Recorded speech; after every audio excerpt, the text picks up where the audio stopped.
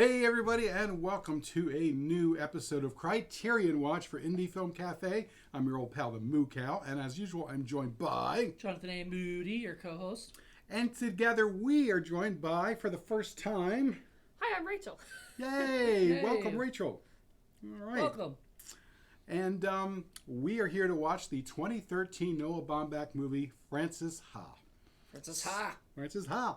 And it's a fun, quirky movie about fun, quirky people, and I just... Doing fun, quirky things? Yeah, Fun, kind of, quirky sort of. dancing. Oh, that's And weird. I saw it years ago, and I just was like, this is so cool. And I've been wanting to do this for a while, and finally, it came out in Criterion. So, we're going to cover it. And we will be back right after the little fade out. Yeah. Right? You do a fade out. We do a little fade out. All right. Bye.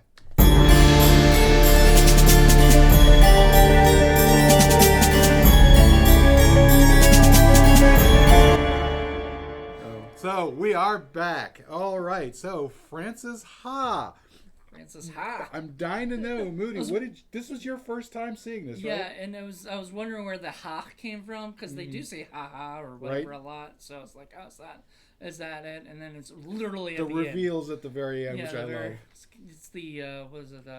It's the Citizen Kane rosebud at the end. You know, kind of wondering, but anyway, I liked it. I thought it was a lot of fun. Yeah, it's a quirky movie, and I genuinely love that character to bits. And I feel so bad for her. I have all these like protective feelings for her. I just want things to work out for her because she's just happy being herself and being an individual, even if that individual is just kind of out of step with everybody else around her. That just makes her more endearing, and I completely understand that, you know, being my weird cow self. She's authentically herself. Yeah, she's authentic, and you shouldn't be punished for being your authentic self. Well, I mean, it's a society thing, right? It is. So like society dictates certain norms that people have, and if you have these little quirks like she does and everything, society won't generally appreciate it. And it's tougher to do that in New York City, where it's so expensive to live, and you have to find a place to live, and it's, you know, finding jobs, and she has to go through all of that. And adulting is hard as it is, so Yeah. but And you saw that tension with her friend, Yes. Sophie, because Sophie's sort of very much on what you would call the traditional society track. She finds the good boyfriend who makes good money. They get engaged. They go get married. She moves for his career. That's all very typical. Yeah. even though his name is Patch, which He's should have been a red Patch. flag. Well, I mean, you know, I don't. Is that a nickname or is that really his name? Like, I don't know. I get the feeling it's his It's name. maybe his last name is something like Patch, and then they gave him Patches as a nickname. Who I knows? almost expected somewhere along the line in the script that they might have said something like, "Oh, his parents were big Patch Adams fans" or something like that. Yeah. You know, That movie came out in like the 90s. I know. Oh, okay. All right, whatever. Anyway.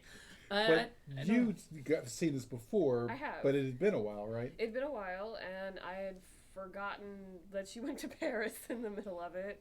For the heck of it. For the heck of it, yeah. I remembered that she was a dancer, and that eventually she ends up choreographing, which I thought was a really nice arc for her. And it's so normal, and what you see with a lot of dancers, that if you cannot be successful being a professional dancer, you often move to choreography. So And yeah, That's a talk a familiar little bit route. about that, because you have familiarity with dance, right? yeah, so I danced when I was young. Ballet, tap, jazz, ballroom with my mother 2 summers, and I still do ballet. And I got to a point where I was kind of taller than everybody else, and I hit puberty, and my curves were not quite, you know, normal for ballerina at the time. I had glasses I couldn't see. I couldn't wear these on stage. So I got to the point where I was like, well, I'm not going to fit that traditional ballerina mold, so being a professional dancer I don't think is going to be for me. I didn't go to choreography, I just went to college. But it's something now as an adult. I've gone back to ballet, I still do dance, and Still in your life. still in my life. And when my teacher does choreograph something, I'm the note taker, so I write it down so we remember Like the the choreography. secretary? I'm the Like- secretary. And I'm trying to learn notation so that if I do ever want to choreograph, because sometimes I hear music and I think I would really love to do something to that.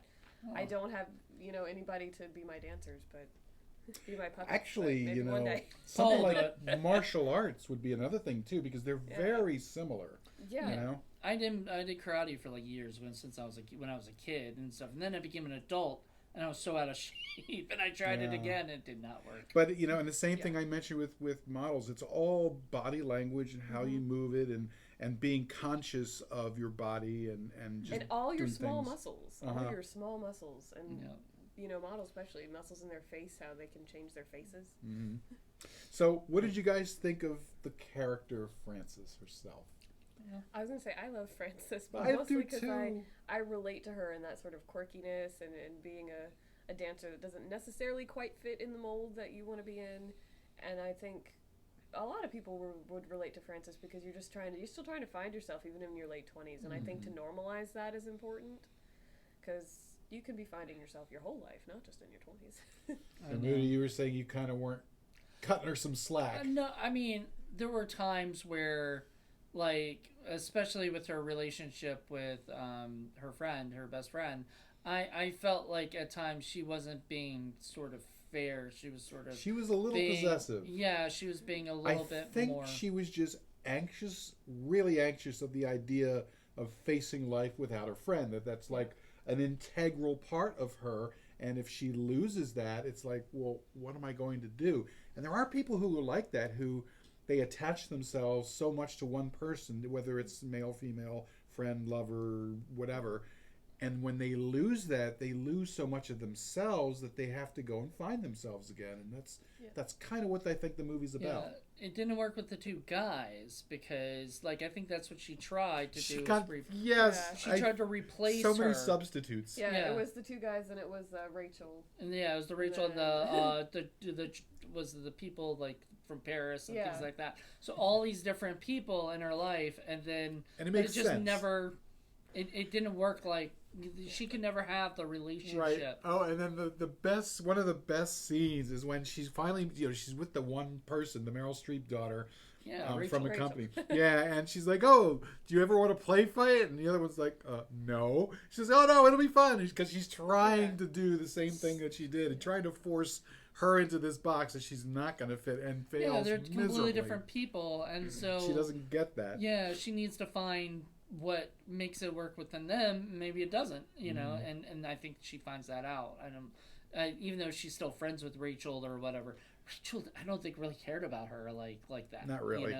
No. Because I think she was the one who came up to her at the end of the party and was like, "You're leaving? Where the fuck are you going?" or whatever. Yeah. And so she really didn't care, about her like that, But more like casual acquaintance than dear friend. Yeah. So I mean, it's kind of a sad story. It is. It is. It's bittersweet. I think. It is bittersweet. Frances' story. So it was really well done, and Greta Gerwig was fantastic. I totally fell in love with her character. I want to see more of her as an actress. I'm glad that she's gone off and become a successful director.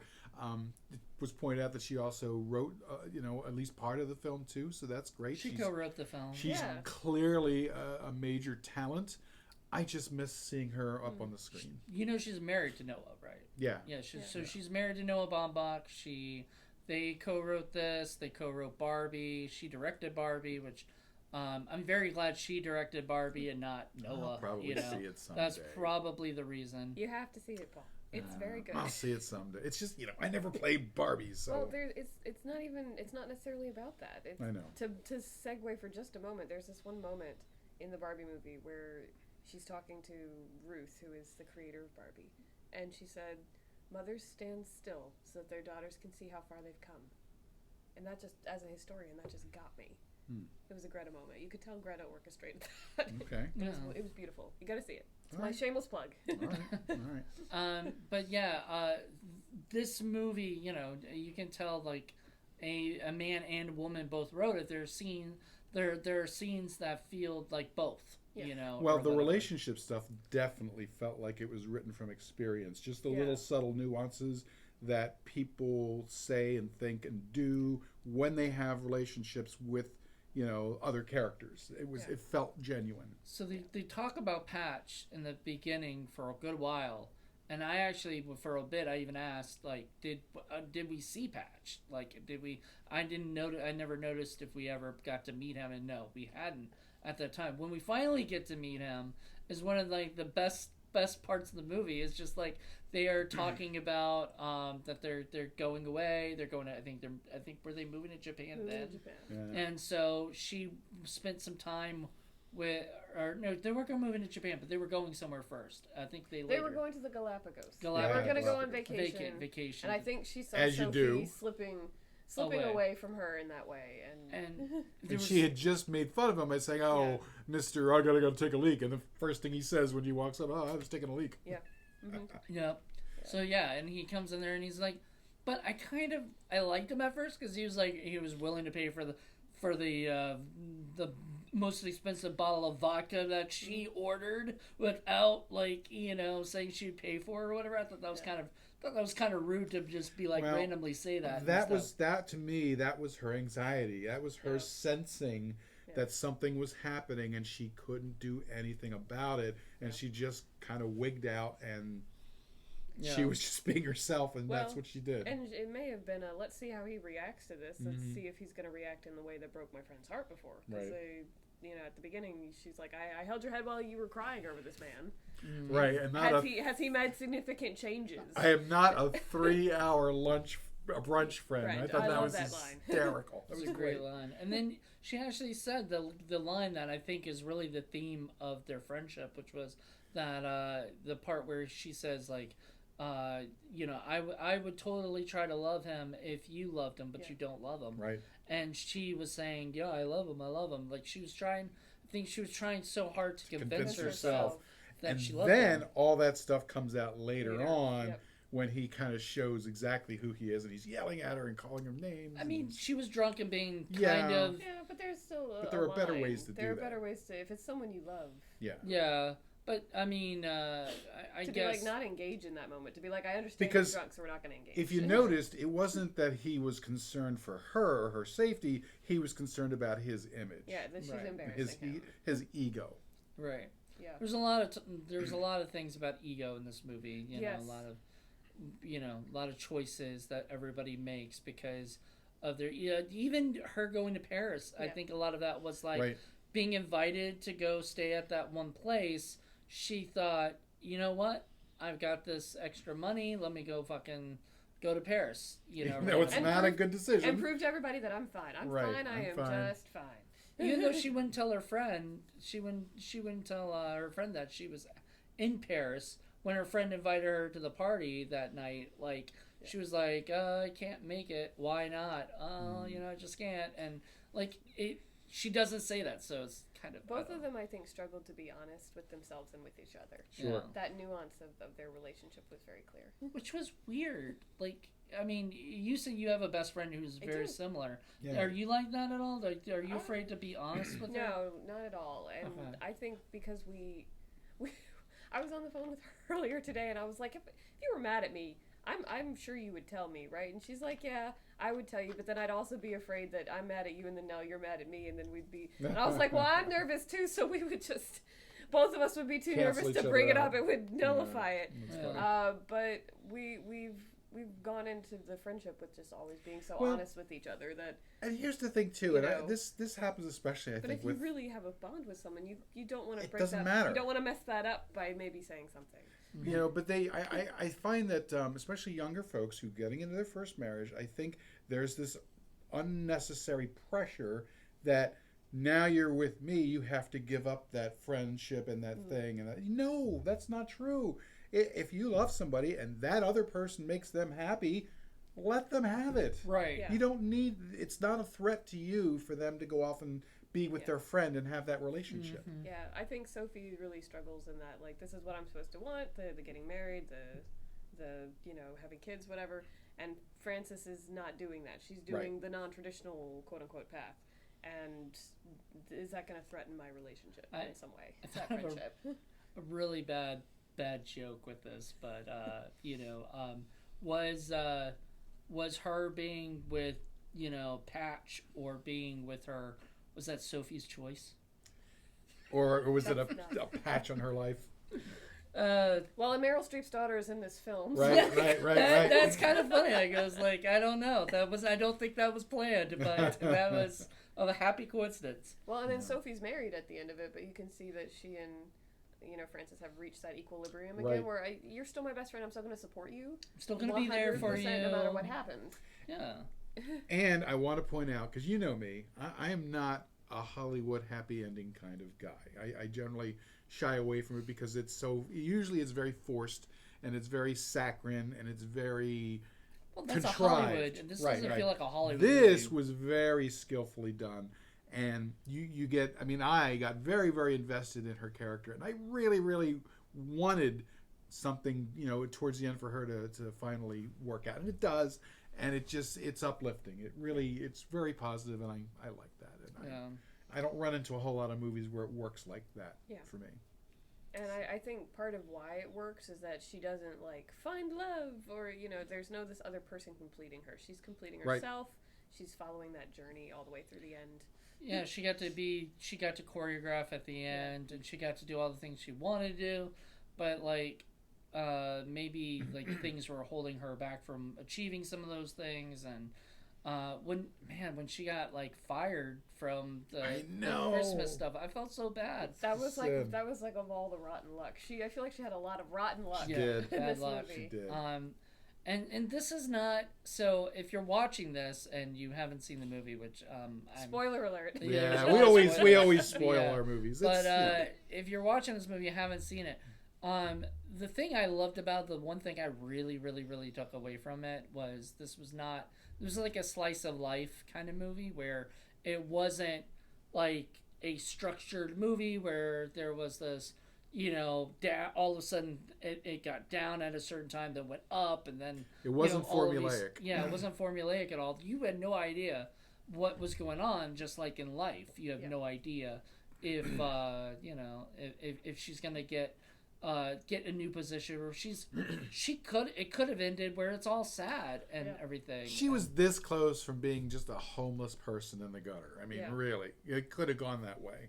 And her parents were very there for her. She had really good, strong family that cared about her. We heard from them, and she had a very good support system. People were very happy to take her in and help her out whenever they could, because I think everybody just felt sorry for her.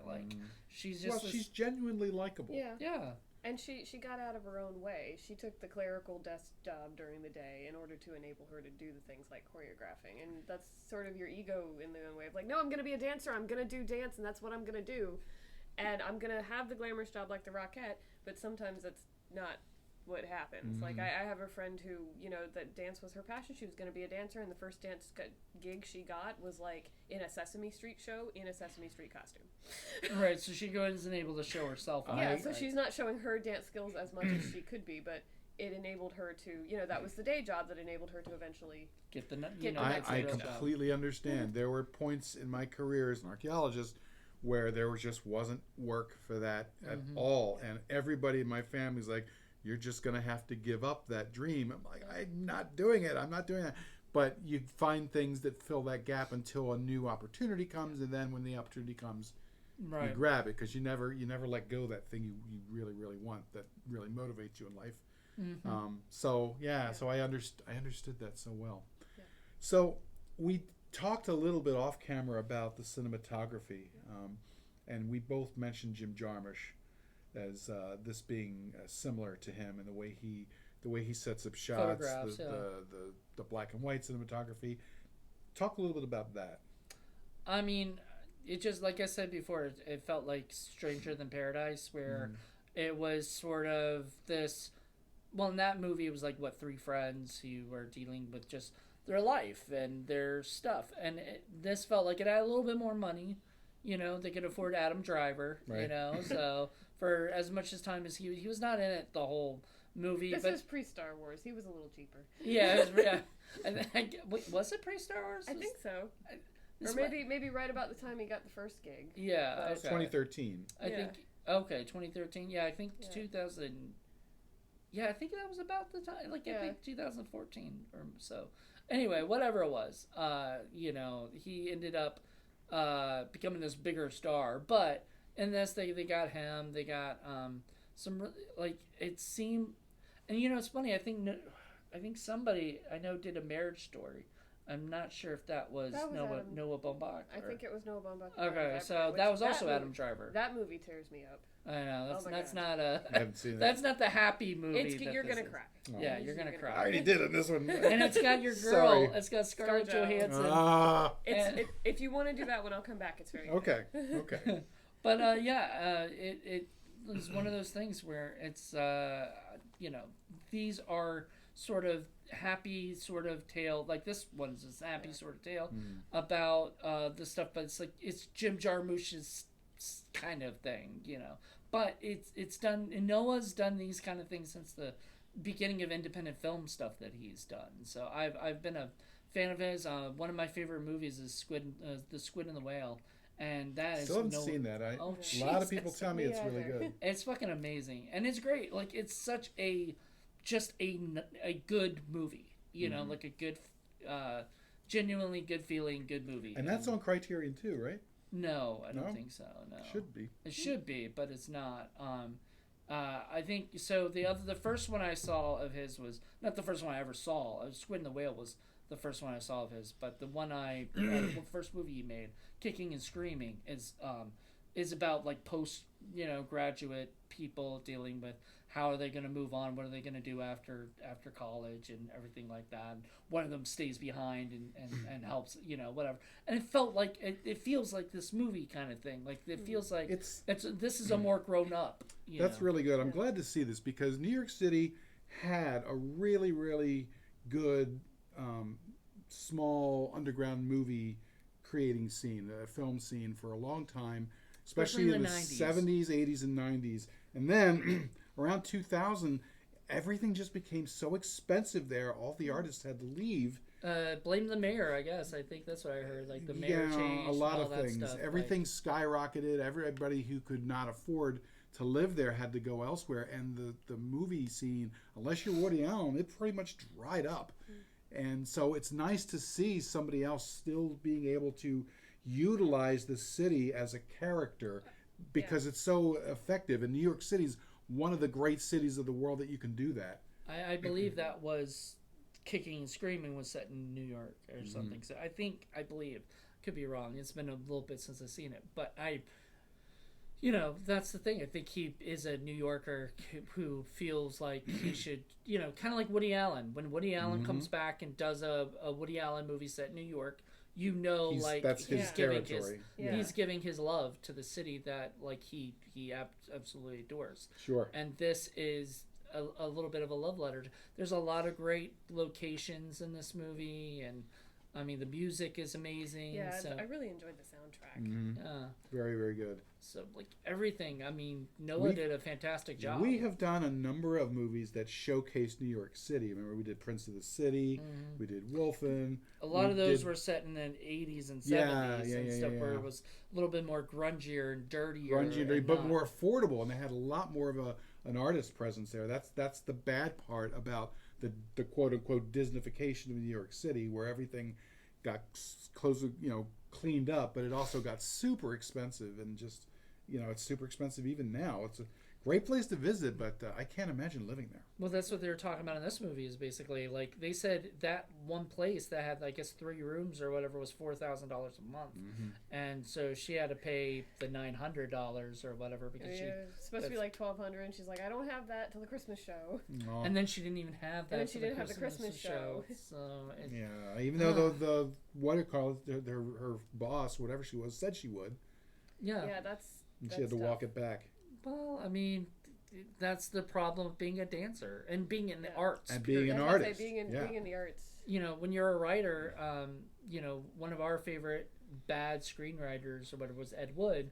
And what he was notorious for was he would go out and he would write movies or whatever. He would write these little things, but then he would have to go into unemployment and go and seek unemployment, and he'd have to write, I'm a screenwriter. That's what my sort of occupation was. And I can't get any work right now, Right. And Frank, artists are the original gig workers. They have to go job to job to job to job in order to survive, to be able to afford to be able to do the thing that inspires them and they, artists typically tend to be the kind of people who can't really fit in and do the other kinds of jobs that society being demands. a poor. Yeah, you have to sometimes do that, even though they're not built for that. They're built to follow their inspiration. Everybody kept calling her a waitress, and she was like, "No, I'm just a poor." Yeah. It was funny. Yeah, it was cute. But then she, of course, tells the girl she's doing it ironically, and she's telling Sophie she's doing it ironically. Because, so that's part of the reason I have a lot of, I'm really rooting for her. Is she's an artist. She's an actual artist, and artists should be allowed to pursue their art. Yeah. Side note: we should look up the choreographer on the credits and give them credits because the choreographer was very good. Whoever they hired for the modern pieces, they were good. It's possible. There is a booklet inside the Criterion thing. I don't know whether you're familiar with Criterion. They sort of champion the best in cinema, and it's usually the highest possible transfer, and they usually bring you all kinds of stuff. I know that there's extras in here. Let me see. Because that's one thing that I think I will get on my soapbox for a minute, which is that choreographers are often not credited. And they're so key to movies, even that aren't musicals, like this one. If you have any sort of dance element in your movie and you have to hire a choreographer to make it look good, you need a real good choreographer. Well, this comes with a new high-definition digital transfer with all kinds of the top-of-the-line sound as well. There's a conversation between Peter Bogdanovich and Noah Baumbach. That's probably very interesting. Another one with Sarah Polley. I love Sarah Polley, and Greta Gerwig. That would be interesting. And then one with Baumbach and photographer Sam Levy. That's interesting. And then the guy who did the color mastering, Pascal Darwin. All kinds of stuff. Yeah, there's the booklet. There's the booklet. Yeah. But I'm trying to see if it had anything. It just talks about the movie. It doesn't actually. And it's probably someone who is uncredited because they very rarely put them in the credits. We will put that in our little section there, saying who the choreographer is. Because unfortunately, it does not say. It doesn't even say in. Yep, and that's fairly typical. Yeah, which kind of sucks. Yeah, which stinks because why is color? I mean, no offense, color mastering is great because of the black and white, but they should at least have put the. They have production designer and director of photography, Sam Levy. I mean, they didn't even credit the choreographer in Showgirls. Well, it's industry practice, and I wish it would change because there are so many good choreographers that people have never heard of. Especially when it's about dance. Yeah. Right. This is a movie about dance. So, I mean, it's not all about dance. But she's a dancer. That's an integral part of her identity. Yeah. She fights so hard for that over taking the other jobs until she gets closer to the end because it's such an integral part of her identity. There's another movie I think you would like if you haven't already seen it. It's Cotton Club. I have not seen that. It's a great film. It's kind of underappreciated. It's Francis Ford Coppola, but Gregory Hines is in it. And they get to do a number of really cool dance scenes that are up there. It's really good. Put it on the list. Who's in that other than Gregory Hines? I feel like all kinds of people. Like Wesley Snipes, wasn't he in it? I don't think Wesley Snipes was in it. Is no. it a Criterion? Bob Hoskins is in it. We could probably do it for another. We do another show called Film Freaks. I'll come exclusively for the dance movies. Okay. Okay. Yeah. So I think you would very much enjoy it. Richard Gere was probably the biggest star in that one. Oh yeah. But yeah, I was not surprised that you picked this movie when you thought I would be. It's a little quirky. I love quirky characters. I love quirky films. Except The Graduate, which yeah. I don't understand why not, but whatever. Yeah. Anywho, because they didn't feel that way about Dustin Hoffman as I did for Greta Gerwig's character.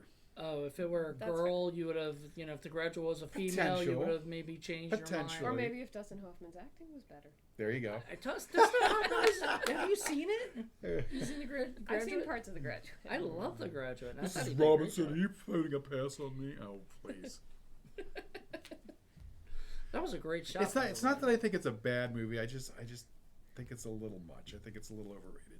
Yeah, I would agree. Thank you. You're welcome.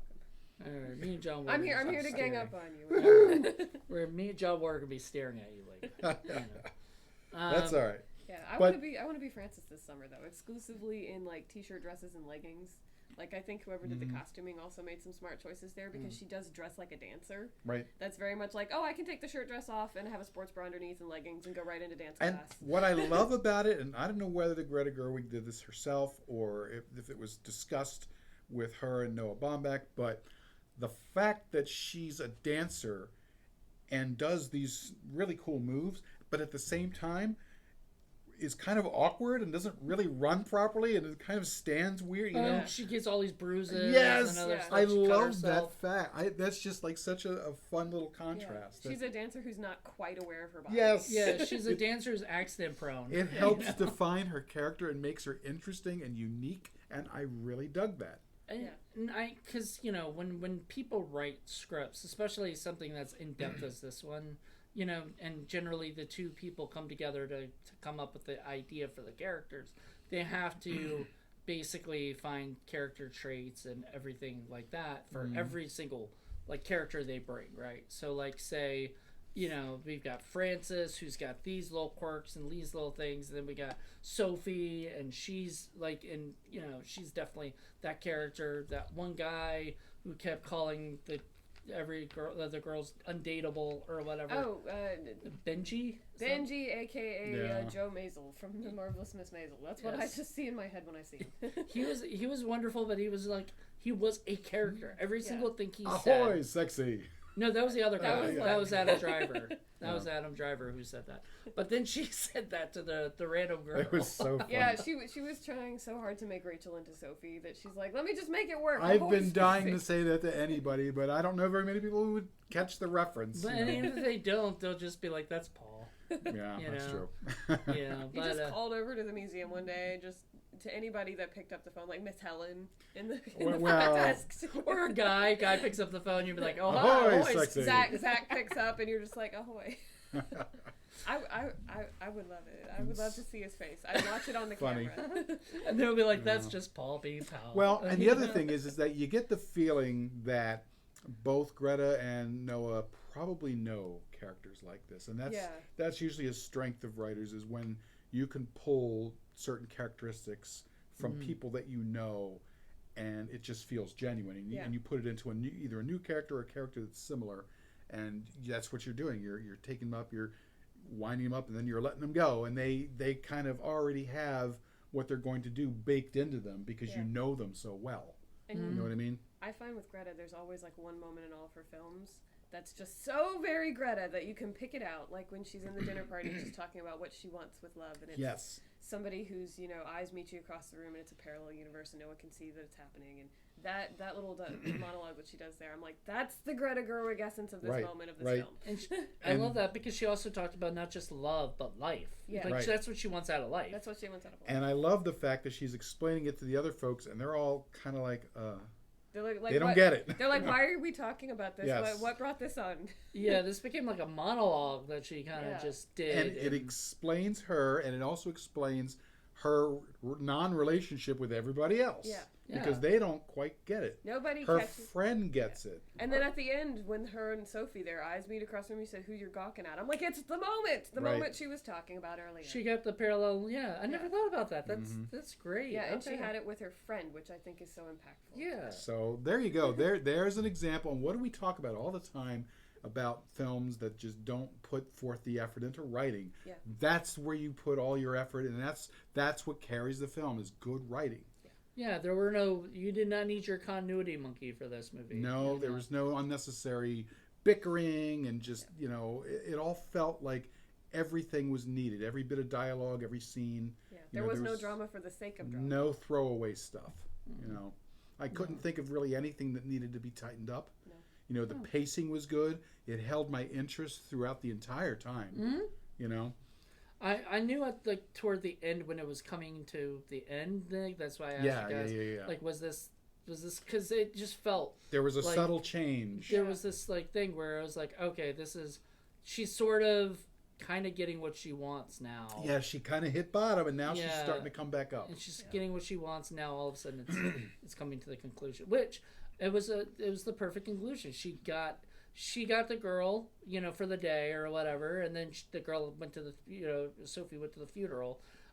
even though she didn't want her to. She wanted her to stay with her, whatever. But she went, and then she just continued on with her life till she got the gig doing choreography. Right. And then all of a sudden, she's, it's her life is like. And it's a thing for me because you guys make fun of me all the time because I always feel bad about the final girls or the girls who get killed in these horror movies that we do so much, and it just makes me feel rotten. Well, now I got a movie where I didn't feel rotten. I actually felt good because it all worked out for her in the end, and it made me happy. Yeah, and she remained her authentic self, like choreographing out in the middle of the street, like doing that sort of back choreography she was doing. She was falling backwards. It gives you hope for all of us non-traditional, weird, quirky people out there. So you're saying, like, because, in the movie Clerks, at the end of the movie, it just ends with him throwing the sign away or whatever and saying you're closed or whatever. But in the, the special features, you see a deleted alternate ending where a guy comes over and shoots Dante in the head at the end. That's awful. That was supposed to be the original ending of the film. And then the guy who's selling the movie tells director Kevin Smith, you need to cut that because because nobody wants to see that after they've spent so much time like loving this character and caring about this character. They just want to see it end on kind of a happy note, and this is what this movie ended on. And he only got that because he watched Do the Right Thing, and it ended on like a tragedy. That's a drama. That's how it's supposed to end. Clerks in this movie, Frances Ha, is a comedy. Right. This, it should end on something nice happening. Should end up. Yeah, it should end up, and it did. Yeah. I mean, I kind of want a Frances Ha too. I know. Where is she now? Yeah, 10 years later, maybe she has a daughter now, or something, or And I don't want her to be like a famous choreographer. I still want her to be getting by making good art. Actually, I don't even want her getting by. She's like lost it again, and like she now has to get it back again, and everything. But now in her 30s, and that's life is very. I don't know. I'm kind of happy with the idea that it ends up, and it leaves me to my imagination, and I could see her happily ever after. This is a movie that wouldn't get a sequel. I'm just joking. Yeah, this does not get a sequel. Greta Gerwig, if you're watching, we want Frances Ha too. But by the way, I don't know whether you noticed, but he and I are both big Kevin Smith fans. So I was catching on. Yeah. We've covered just about everything. Pretty much. Even the adjacent stuff. Almost all the adjacent the View Askew-averse, as we call it. But it's good stuff. But this, I mean, Noah sort of came out after Kevin Smith, like in 98, I think is when, or so, was when Kicking and Screaming came out. So it sort of, he became like, sort of, because his movies are kind of the movies you like, And it's funny because you've said this to me about him before, and I didn't really pick up on it because I'm kind of down on a lot of the younger filmmakers because they just don't. I don't know. Most of them just don't do stuff that I have much interest in, other than people like Guillermo del Toro and some other exceptions. But this is a guy I clearly need to give more attention to. Right. And I mean, like we said, they did Barbie together, which was a big Hollywood movie. And that's probably, I want to say that was the biggest movie that they've ever been attached to. Yeah, because, I think so. Because this movie and A Marriage Story and she did a... She did Lady Bird. And that was pretty big. And Little Women. And Little Women. And I love that in each of those, there's those Greta moments. And in Barbie, you think because it's this big commercial film, because there's so many stakeholders beyond the two of them. Right. There's some parts of the movie where you're like, okay, this train is off the track, and you can tell that we don't know where we're going with it. But then they come back to those moments, those very human moments that are throughout the movie that are just so good. That's good. I think you touched on the thing that has also kind of kept me away is that, Moody can tell you I'm not really a commercial Hollywood person. So it's good to hear that there's still some of that in a commercial movie. I don't think that you're ever going to not get that from Greta. Yeah, no. She's involved, then it's going to be there. It's going to have that. So it's even if it's a big time movie with like Will Ferrell, or whatever, it's still going to have that, have that stuff. So and sometimes movies come along and they kind of take the place by storm and people were not expecting it. I'm thinking Pretty Things, or not Pretty Things. Pretty Woman. No, No, Pretty no, no, Pretty no. Things, I think is. Pretty Little Liars. No. The big one that's out there now, the sort of reimagination Little of, Things, something like that. Something like that. Whatever it is. Is it Sad Things? I forget. I thought it was Pretty Small Things, but pretty things. I don't know. Pretty Things. Small pretty thing. Yeah, no. whatever. I know what you're talking about. Yeah. It's It's the on tip of my Frankenstein tongue. kind of movie. Or whatever. Yes, I have cow brain. I have terminal cow brain at this point. Lisa Frankenstein? No, that's a different movie. Wrong Frankenstein. Rock and roll Frankenstein. That's But Wrong anyway. Frankenstein. Well, I mean, those movies come out. A lot of them are A24. A24 Yeah, puts these things yeah. out. I don't think A24 put this one out. No. Which is, I mean, Criterion sometimes works with. Yeah, I don't know that they. Okay, IFC Films. IFC Films put it Yeah. out. Okay, so that makes sense. That makes sense. They're sort of, especially, well, IFC Films and A24 both love black and white movies, which you're not really gonna see generally. Yeah, that's something. When I first watched it, I kept waiting for like the Dorothy and the Wizard of Oz Technicolor moment, where like, oh, when we reach that turning point where things start to go up, maybe it'll be in color, and it never goes to that. And I think it's good that it never does that. Well, I think the thing that is happening these days is that kids, Gen Z and whatnot, and don't like black and white, generally, because they just aren't. Don't understand that. Their parents didn't like black and white, Don't or understand whatever. that.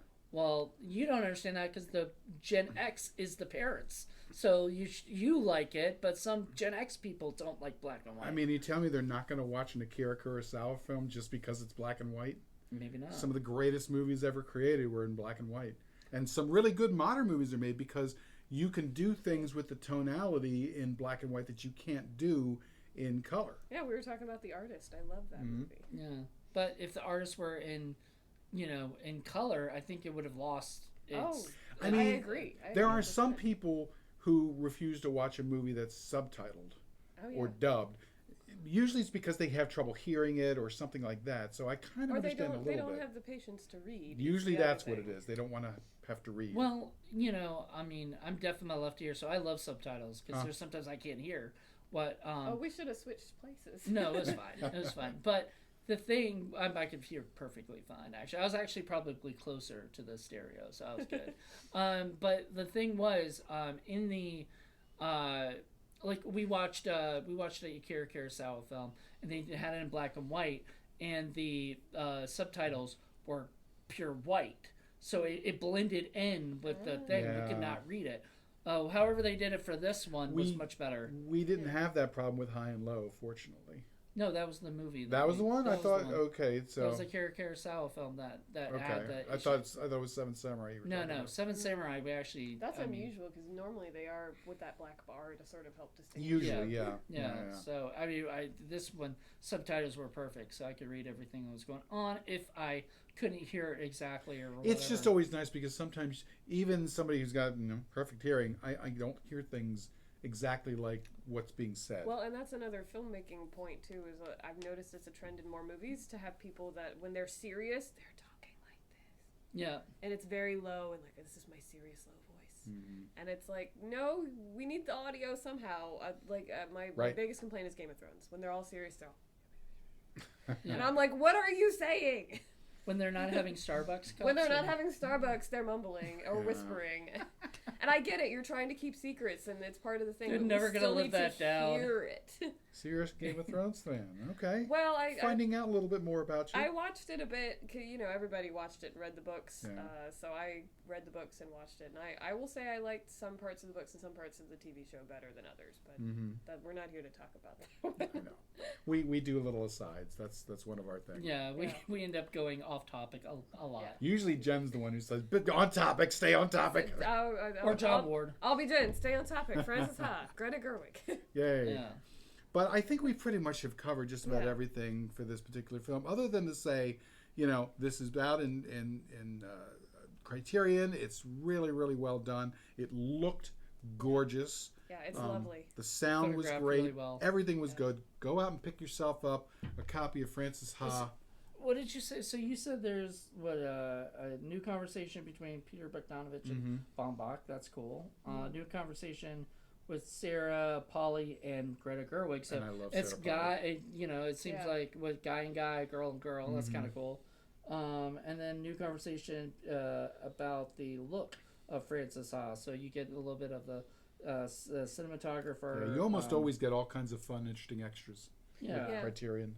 And I sort of like, speaking of the look of her character, Frances goes from, her friend Sophie says, well, she's kind of a mess, and she's got kind of the messy bun hair at the beginning, and at the end she's a little bit more coiffed, but she's still her. Yep. And I think they made really smart choices throughout the movie with that to sort of show her progression in even how she looks. Right. It's a bit of a hot mess, and I kind of like that. It's endearing. Yeah. Well, she's just herself. just She's herself. not afraid to be a hot mess. Some people. This is what I get talks about all the time about women. A lot of women won't be in front of a camera unless they're completely full of makeup and everything. Because I didn't know if we were going to be videoed or not. I was like, I put my hair nice because I wasn't sure. Exactly. But had you come in complete hot mess, we wouldn't have cared. We're well, okay because with that. also we wouldn't have seen you as a hot mess. Well, We would have. It's just we're just where we are. Yeah. Yeah. So, but we don't have the same societal pressures to look Yeah. a certain way that women do. There was a screenwriting coach that taught me basically that if you look at everybody's social media, right? Everybody will clean their room up before they take the picture. I do don't. that. I do that. But most people will do that before they take the picture because they don't want people to see the real them, right? And stuff. And so this movie is showing the real her. But she doesn't do that.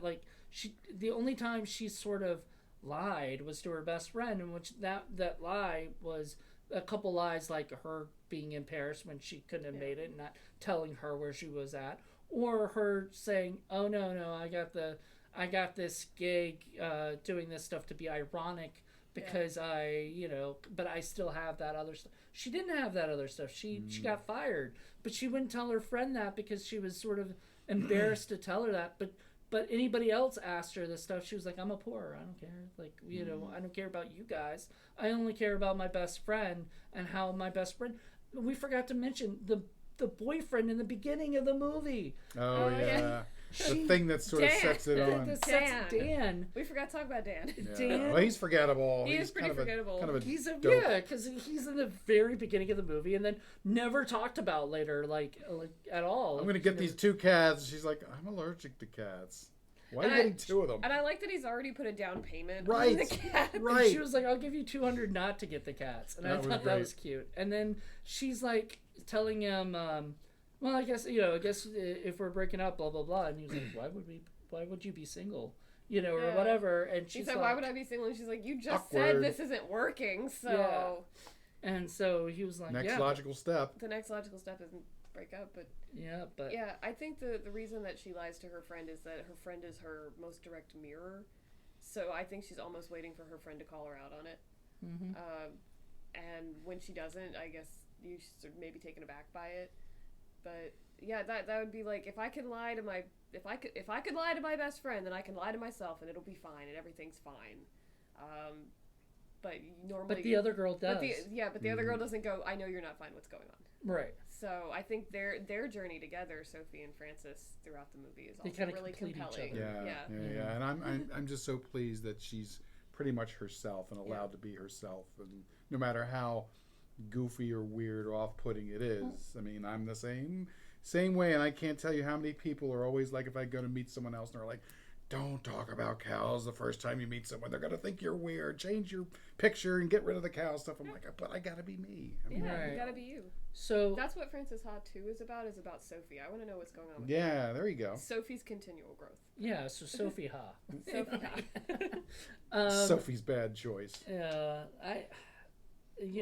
That's an interesting thing because I think the best friend is sort of like the perfect relationship that she seeks out. But if a man wrote this, if a man had actually just wrote it, not Noah, because I think Yeah. Noah is different, Yeah. but like a lot of other like men who wrote this movie, they wouldn't understand the relationship between two women, and they Yeah. wouldn't be able. Like, I'm so glad Greta co-wrote it, Yeah. because Oh, yeah. I think she brought that. She was able to have that. Maybe she has a best friend who sort of is her Sophie, who she can be weird and quirky around, because all her movies are like Lady Bird is a quirky movie. Yeah. It is a I was quirky gonna movie. say Greta does that so well. She explores those relationships between women so beautifully. In all And of I her like films. that. I just wish we got to see more of her. But Mickey Sumner, who did a great job as Sophie, I Yeah, would I was love to gonna say- find out what happened. I haven't Yeah. really seen very much of Yeah, her no. since this. Yeah. You know, it's curious to me. I don't know if she's done other things. I guess I could have researched that a little bit more. But It'd be funny if that is really her best friend. Yeah. You know, Could and very well stuff, be. and they were Yeah. just making, whatever, because like, I mean, they felt genuinely like they were best friends and stuff. well, you'll have to contact Greta Gerwig and get her on our spotlight yeah, show. yeah, I'll get right on that. Like, that's just a nice call I can we make. do get people on our spotlight What's show. the budget for that? Do you think Greta will also be bribed with pizza as easily as I Look, will? probably. Well, maybe we don't think we have good New York pizza like they Good have New up York there. pizza. Yeah, I don't think we could probably afford to fly her. Well, Paul might do it just if we got her. He would. We could put you up, Greta. And everything. Bring Noah, because we would love to Yeah. talk to him too. Yeah. Like, I was just thinking a Zoom thing. We do Zoom Yeah, that would be interviews fun. Oh God. from time to time, but And- it's B people, unfortunately. Yeah. Not just unfortunately. That's our thing. But Yeah. Yeah. we don't get top shelf people. Well, I mean, we've got some pretty cool people. We that, have. We got Charlie Sheen's uncle on our show. That's right. Joe you go. Estevez, baby. Joe Estevez. But yeah, I don't know. We really enjoyed watching this movie. It was fun. And Yeah, thanks for inviting me, guys. Yeah. You bet. thank you for coming. That for it was coming. nice. It was really good having you. Absolutely. I will come back for any and all dance films, anything related to Jane Austen or period dancing. I'm here. Okay, All right. sounds good. No zombies, no horror. unless it's Pride and Prejudice versus zombies. I will do that one, Okay. yes. What about a horror? What about zombie dancers? That'd be fun. Yeah, they have to be dressed in the Michael Jackson Thriller outfits, though. It's a Okay. prerequisite. Sounds good. Well, thank you all for joining us, and please come next time for another episode of Criterion Watch for Indie Film Cafe. Thank you. Nah, See you on the flip Bye. side. he does say that in the movie, I doesn't know, Yeah. he does. he? Had to Someone say has it. to flip off screen now.